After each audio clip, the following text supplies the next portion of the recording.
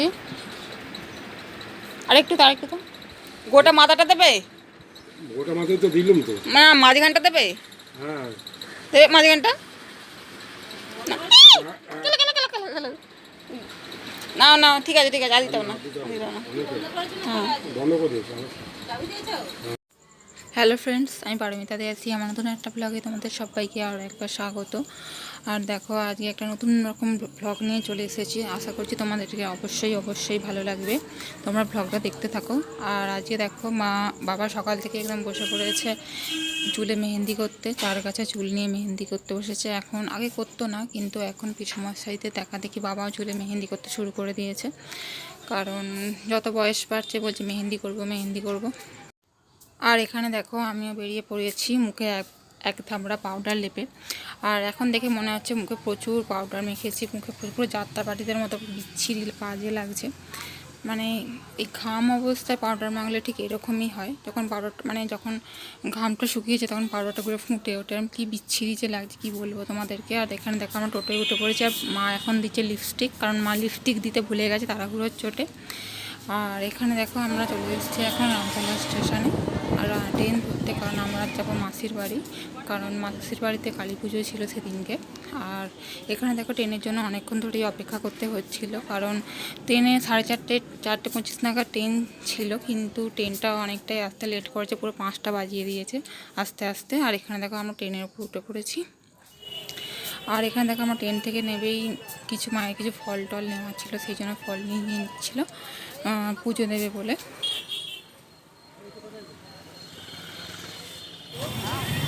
পেয়ারা তো দাদু 80 টাকা করে গো পেয়ারা, আমাদের ওখানে হাওড়াতে 80 টাকা করে।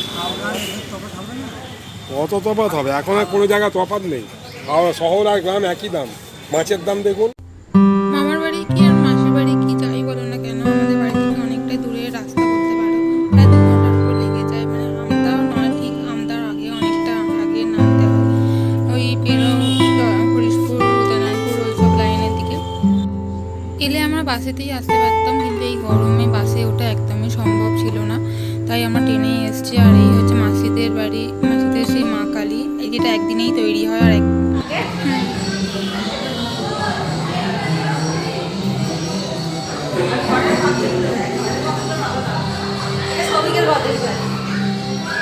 আর এটা ঠাকুর ঘর, এই যে গোবিন্দ, সব গোবিন্দর পিকচার তো আমাদের ঘরে আছে।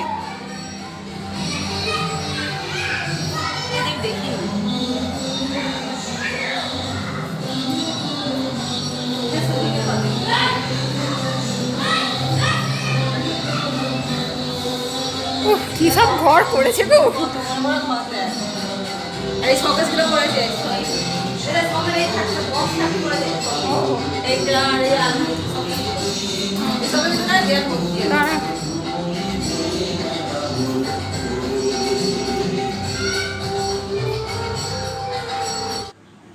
এই ঘরটা হচ্ছে আমারই আর একটা দাদার ঘর। আর সব কতই না পাল্টে গেছে, তাই না?